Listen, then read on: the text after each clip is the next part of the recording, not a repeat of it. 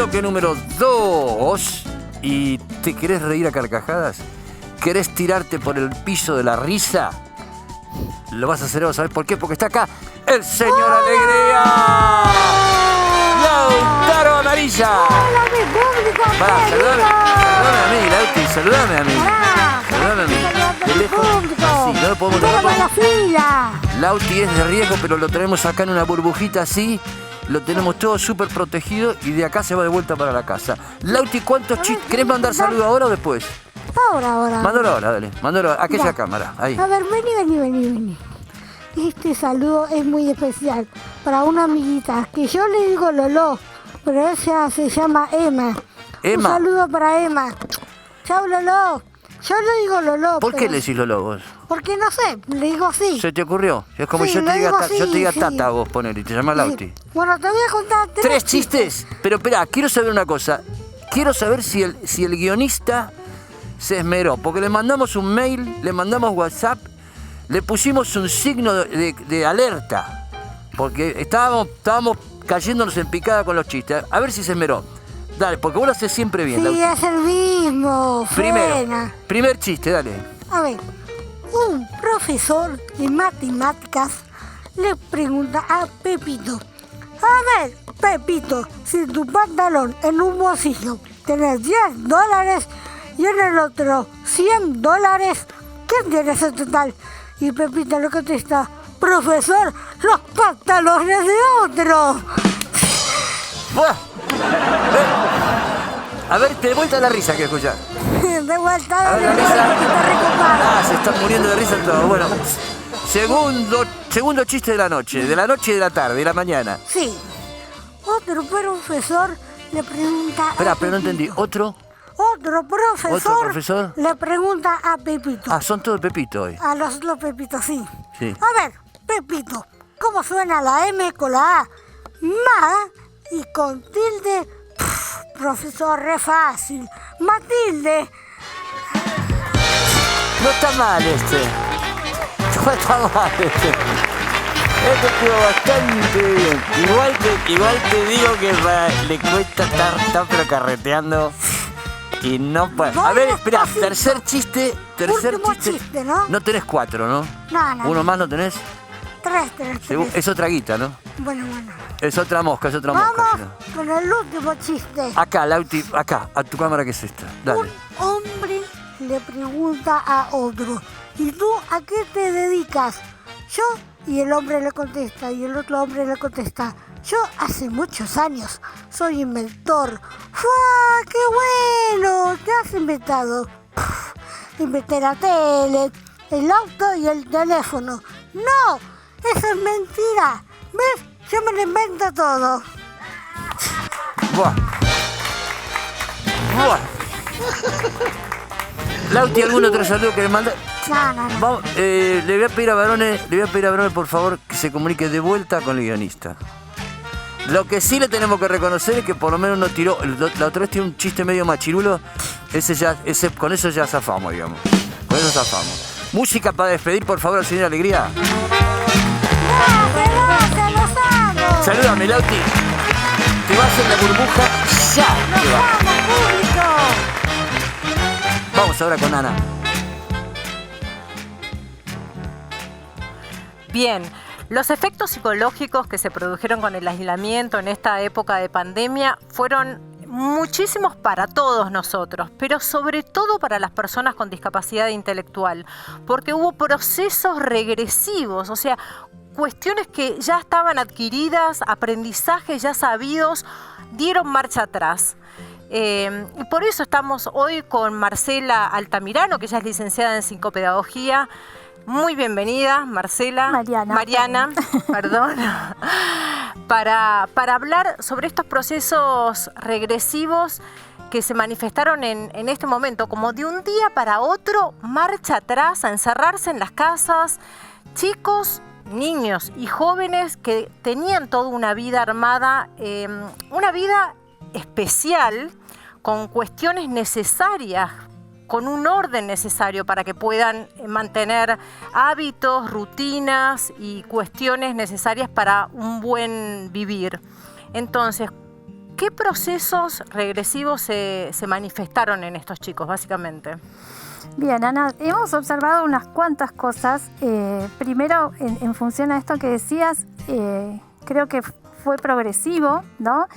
En parte porque cuando todo esto arrancó no teníamos muy claro cuánto iba a durar. Al principio parecía algo temporario, relativamente breve, y entonces hasta hubo cuestiones positivas, pero en la medida en que esto se fue prolongando, por supuesto que se dieron estas regresiones que mencionás. La realidad es que las personas con discapacidad intelectual, niños, adolescentes y adultos, necesitan del ensayo práctico de todas las habilidades que van adquiriendo, en realidad como todos nosotros, pero quizás, como decías, con mayor énfasis por la necesidad de algunos apoyos. Entonces, perder las instancias de socialización que suponen la escuela o las distintas actividades a las que habitualmente asistían hicieron que muchas de esas habilidades, desde las más complejas como la comunicación o cuestiones ligadas a la autonomía, hasta cosas más sencillas, ¿no? Como poner en práctica cuestiones de estar pendientes del horario o cualquier ejercicio, digamos, de aprendizaje básico, se vio en desuso. Claro, y ese desuso cuestiones de la supuso vida diaria que de repente cambiaron, y tanto cualquier persona convencional podría de alguna manera, con la estructura psíquica que se tiene, llevarlo, pilotearlo. Pero en este caso, en estos chicos, en estos jóvenes, porque vamos también a conocer la historia de Franco, que tiene 19 años, en la época de pandemia 18, un año atrás, que tuvo todos los procesos regresivos habidos y por haber, involucionó muchísimo. Entonces también dentro de la familia, los padres, los profesionales, ¿de qué manera pudieron acompañar? Y esto también, muchos chicos que pudieron pasar esa línea de regresión, muchos volvieron, pero otros no pudieron volver. Entonces, ¿de qué manera se puede acompañar este proceso hoy en día de esos chicos, ¿no? Como para también que estamos en un protocolo muy estricto, bueno, ¿de qué manera se puede ir rescatando? Exactamente. Bueno, en primer lugar, dentro de casa, digamos, en esta necesidad muchas veces de estar todavía muy, muy guardados para cuidarnos, es importante que la familia entienda esto que decís de que ellos necesitan tener orden, estructura, organización y realmente cuestiones muy concretas de las que ocuparse, ¿no? Entonces está bueno generarles una rutina.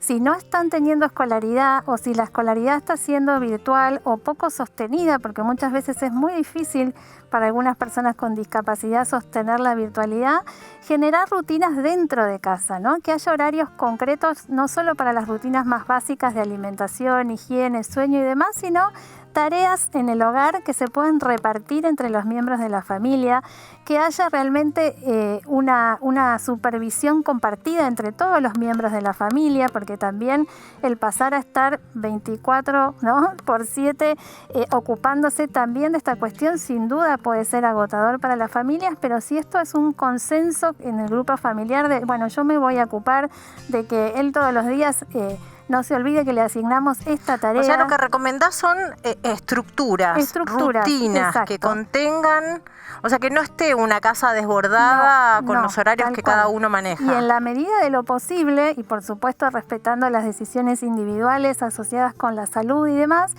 que vayan recuperando sus espacios de pertenencia con todos los protocolos de cuidado que corresponden, ¿no? Bien, interesante. Esas actividades que quizás pre-pandemia realizaban asociadas con sus intereses. Es fundamental rescatar la motivación. Van a poder empezar a volver a partir de volver a aquellas cosas que realmente los motivan y los interesan particularmente. Claro. ¿No? Bueno, y lo tenemos justamente a Marcelo Varela. Lo tenemos ahí a Marcelo. Hola, Marcelo. Ana Paula, ¿cómo estás? Bienvenido. Papá de Franco, a 19 Mariana, años. Una amiga de la casa de Aspa. Hola, Marce, ¿cómo estás? Ahí están.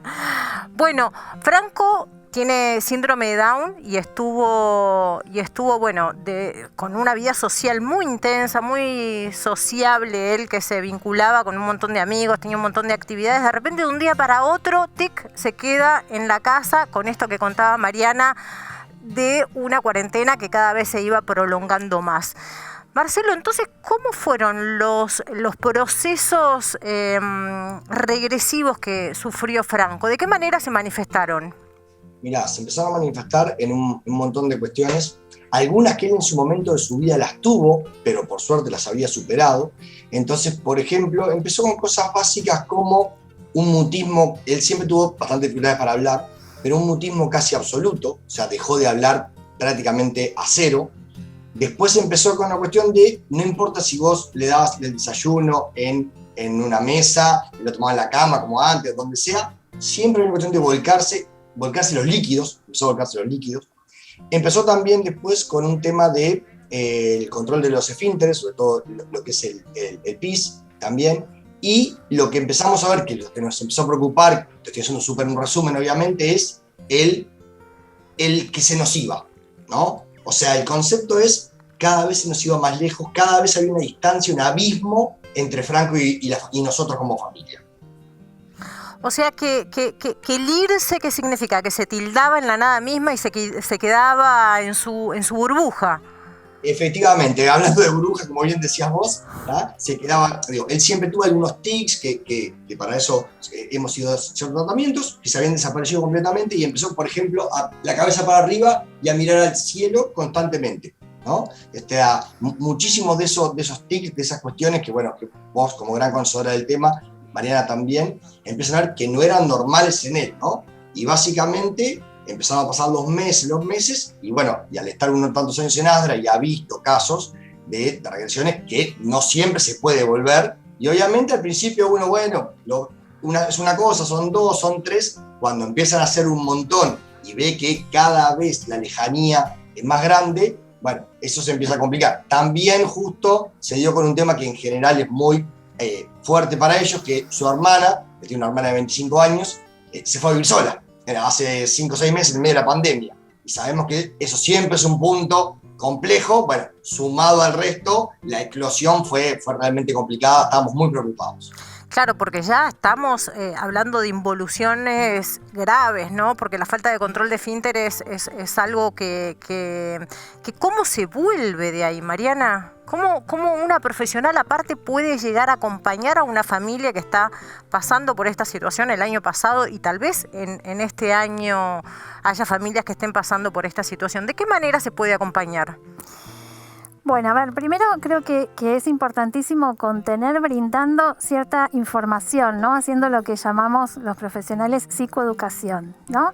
En términos sencillos, eso es ir dándoles a los papás información que los tranquilice, en el sentido de, por ejemplo, explicar que muchos de esos hábitos que se perdieron, como nos contaba Marce, hay que volver a instalarlos. Y aquel trabajito enorme que hicimos cuando eran mucho más chiquitos y les tuvimos que enseñar esto por primera vez, como que hay que tener de nuevo esa tolerancia, esa espera, esos tiempos, ¿sí? Volver a ser sumamente sistemáticos en...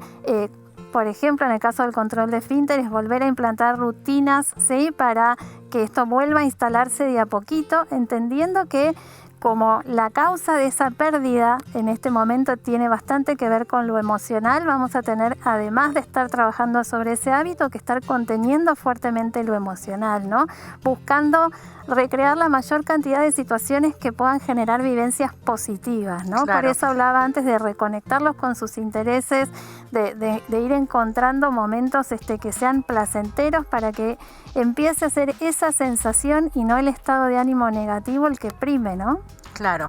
Y Marcelo, ¿y cómo fue entonces con esto que trae Mariana de generar momentos agradables y tanto para ustedes como educadores dentro de la casa, padres y educadores, doble función? Totalmente. Y aparte un tema importante que es, a veces la gente puede decir, yo soy expresidente de ASDRA, y la gente puede decir, no, este flaco la tiene atada, obviamente superada, atada, ¿tá? Porque de hecho muchas veces damos charlas y todo, pero también para contarles este testimonio, que gracias a ustedes el programa pionero y emblema de la discapacidad en la Argentina, que pueda llegar a tantas familias que le puedan ayudar, justamente esto. ¿Qué empezamos a hacer? Él, como vos dijiste al principio de la nota, tenía mucha vida social. Entonces tomamos decisiones que era, al principio yo empecé a salir con él, le gustaba mucho hacer un profesor de maratón. Como no podía venir al principio, yo empecé a salir con él, vivimos acá en los Parques de Palermo, y hacía ese trabajo yo. Yo salía porque un poco los profesionales, el psicólogo y un set de profesionales, nos dijeron que bueno, con la madre, por una cuestión de él ya es tan adolescente, había tal vez un poco más de fricción. Bueno, vos con el padre empezá y salí a correr con él. hacíamos correo, filmábamos, sacábamos fotos, alguna voz vi que pasaron ahí en back, sacábamos fotos para Instagram, la subíamos, que él eligiera la que más le gustaba. Bueno, empezamos a generar estos hábitos que era todos los fines de semana y un día entre semana. Y la verdad, Ana, es entre semana, cuando salíamos al mediodía, yo cortaba, íbamos al parque, hacíamos la pelota o algo, y yo después me sentaba y le hablaba, y le hablaba, como estamos hablando ahora, de que entendía lo que le estaba pasando, todo eso, y él no me respondía absolutamente nada. No era fácil porque uno le explicaba y él se sentaba, y cuando fueron pasando las semanas, en algún momento me empezó a decir un sí, o alguna palabra muy corta, y empezó ese proceso muy, muy corto, pero que uno iba viendo que hay un pequeño pasito más. Ordenamos también el tema del sueño, como bien dijo Mariana, eso se había desordenado, bueno, volvimos a ordenar horarios para el sueño, para acostarse, llegó a acostarse 2, 3 de la mañana y no se acostaba. O sea, Marcelo, pero para entender, ustedes le iban explicando qué estaba sucediendo en el contexto, sí. O sea, qué pasaba con la pandemia, que nos habíamos todos metidos adentro de las casas, de a poquito, y así fue saliendo el mutismo.